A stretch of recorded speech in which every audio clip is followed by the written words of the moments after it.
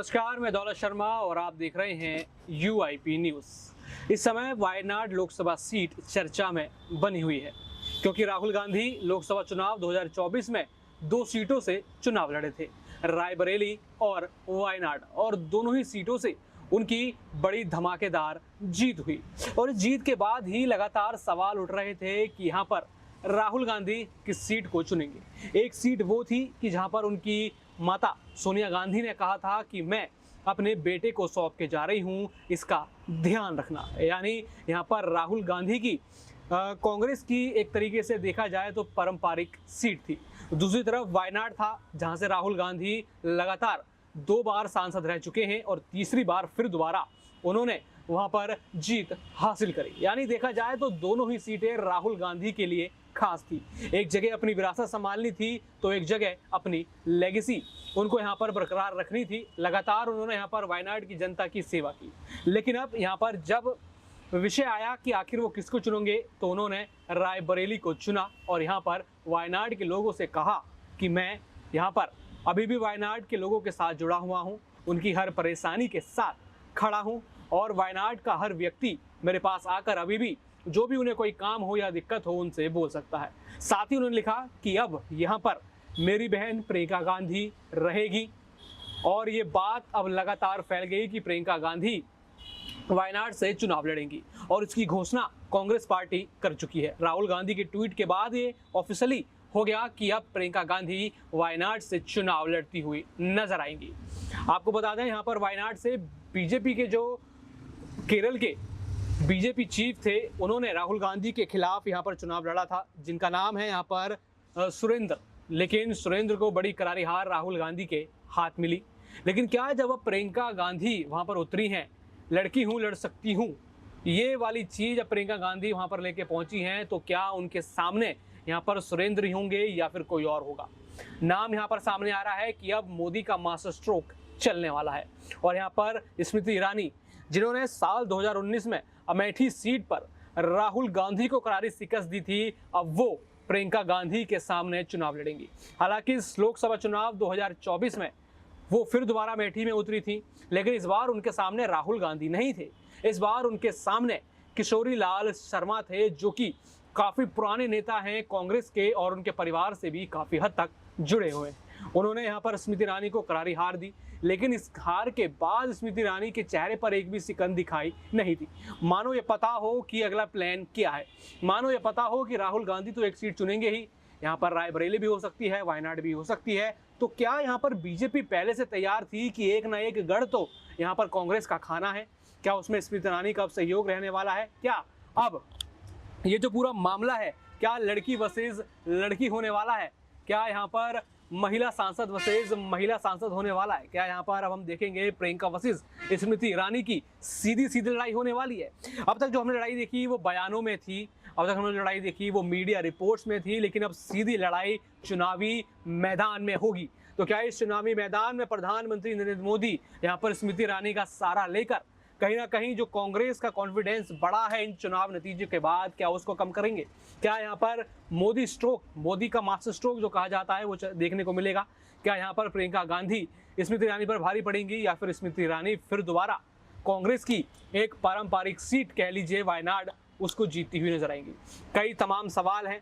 सबसे पहला सवाल यही होगा कि क्या प्रियंका गांधी वायनाड सीट पर जो लड़ने जा रही हैं तो कितना उनके लिए मुश्किल होगा, या फिर क्या वो बड़े आराम से यहाँ पर वायनाड सीट जीत लेंगी? क्योंकि एक पूर्व IPS ने यहाँ पर कहा है कि वो मुस्लिम आबादी ज़्यादा है, तो आपको वहाँ पर मुस्लिम नेता उतारना चाहिए। क्या इस चीज़ का उनको लाभ होगा या फिर हानि होगी? क्या कहते हैं कि उनके नाम सामने आते ही विरोधाभास शुरू हो गए? क्या प्रियंका गांधी के लिए जो उनका चुनावी करियर अब शुरू होने वाला है वायनाड से, कितना अच्छा रहने वाला है? जी बिल्कुल, जैसे कि आप अमेठी में देख लीजिए, स्मृति ईरानी की जो हार है यहाँ पर, ये राहुल गांधी वजह नहीं है, वजह है वो प्रियंका गांधी वाड्रा, जो कैंपेन में वो उतरी अपने भाई के लिए, किशोरी लाल शर्मा के लिए, तो वो जीत कर रही है। और अगर वायनाड से अब प्रियंका गांधी उतरी है तो कहीं ना कहीं एक बड़ी जीत लग रही है, क्योंकि देर आए दुरुस्त वाली बात हुई है।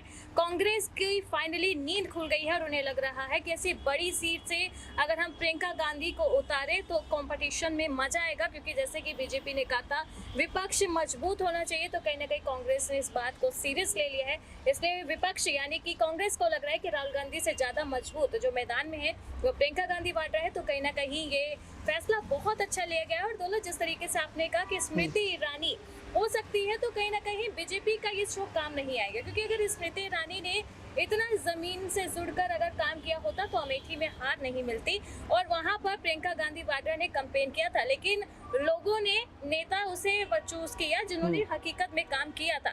तो मुझे नहीं लगता कि लेकिन प्रियंका गांधी के सामने टिक पाएंगे स्मृति ईरानी। लेकिन यहाँ पर देखा जाए तो आशु दोनों के लिए नई सीट है, यहाँ पर प्रियंका के लिए भी नई सीट है। प्रियंका ने आज तक इतना वहाँ पर कैंपेन नहीं किया। स्मृति ईरानी के लिए भी नई सीट है, लेकिन स्मृति ईरानी का 19 का रिकॉर्ड देखा जाए तो अमेठी में वो आती हैं और राहुल गांधी को हरा देती हैं। तो क्या यहाँ पर भी वही रिपीट होने वाला है? क्या बीजेपी का कॉन्फिडेंस यहाँ पर कहीं ना कहीं कांग्रेस के कैंपेन के आगे हावी पड़ेगा?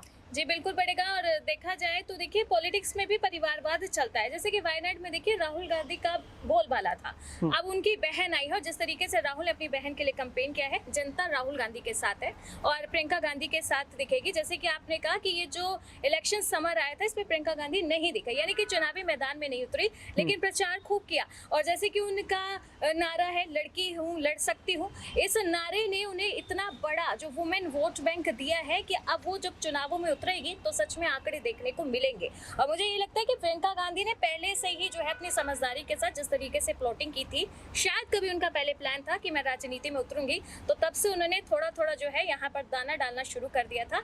और जब चुनाव होंगे, प्रियंका गांधी का नाम तो यहाँ हो चुका है इलेक्टेड, तो मुझे लगता है कि जो स्मृति ईरानी है जो पहले से चुनाव लड़ चुकी है, लेकिन प्रियंका गांधी वाड्रा की यहाँ जो भी आप देखेंगे कि तैयारियां बहुत मजबूत है।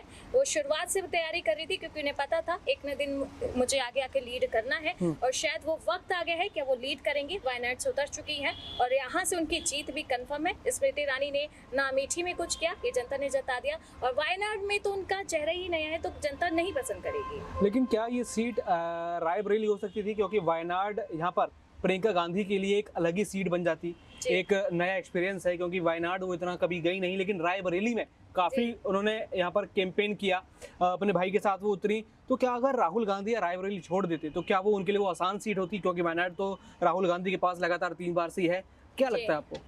जी, यहाँ पर देखा जाए तो जो प्रियंका गांधी वाड्रा है और जो वायनाड है, यहाँ पर जो सीट देखा जाए तो रायबरेली के तरफ शुरू से राहुल गांधी का एक झुकाव था। यहाँ पर जब दो बातों की सीटों की बात चल रही थी कि रायबरेली चुना जाएगा वायनाड, तो पहले से ही कंफर्म था कि 70% चांस है कि वो रायबरेली जाए। तो मैं बता रही हूँ कि जिस तरीके से कांग्रेस है पहले से प्लान कर रखा था कि कौन कौन सी सीट से उतरेगा, ये तो अब की बातें हैं कि हमने इन्हें उतारा है, जबकि कंफर्म चीजें पहले हो चुकी थी। तो राहुल को लग रहा था कि इस बार रायबरेली में जो जनता का फेवरिज्म है उनके साथ है, इसलिए राहुल गांधी ने वो अपने लिए सीट रखी। और राहुल का अपना जो गढ़ है वो अपनी बहन को उतारा, इसलिए कि वायनाड में वो नहीं है, तो अगर मेरा फेवरिज्म उनके साथ जाएगा तो जीत आसान होगी। तो ये पूरी एक पॉलिटिक्स है जो राहुल गांधी ने पहले से बिछाई थी कि अपनी फेवरेट जगह से अपनी बहन को उतारी और अपनी माँ की जो जगह थी वहां से खुद उतर के जीत गए। बिल्कुल, यहाँ पर कहा जा रहा है कि रायबरेली को सेव करने के लिए और वायनाड को भी सेव करने के लिए प्रियंका गांधी यहाँ पर अब चुनाव में उतरी हैं। लेकिन वायनाड काफी नई जगह है प्रियंका गांधी के लिए। क्या वहाँ पर अब केरल में जिस तरीके से बीजेपी उभरती हुई नजर आ रही है, क्या वहाँ पर हिंदुत्व के जाल में वहाँ के वोटर्स फंसते हुए नजर आएंगे? जिस तरीके से बड़े धमाकेदार बयान स्मृति ईरानी देती हैं, महिलाओं को लेकर बड़ी बड़ी बातें करती हैं, क्या हिंदुत्व प्लस महिला आरक्षण की बात क्या वायनाड के जो लोग हैं वो बीजेपी सेट कर पाएगी? क्या यहाँ पर प्रियंका गांधी के खिलाफ उतरने के लिए स्मृति ईरानी का नाम सामने आएगा? क्या यहाँ पर मोदी का प्लान कामयाब होगा, या फिर यहाँ पर कोई और नया ही चेहरा प्रियंका गांधी के खिलाफ उतरेगा, या फिर प्रियंका गांधी हमें संसद भवन में देखने को मिलेंगी? ये देखना होगा जब यहाँ पर उपचुनाव होंगे और किस तरीके से बीजेपी और कांग्रेस दोनों अपनी रणनीतियाँ चलती हुई नजर आएगी। बाकी और भी ऐसी खबरें जानने के लिए देखते रहिए UIP न्यूज़। धन्यवाद।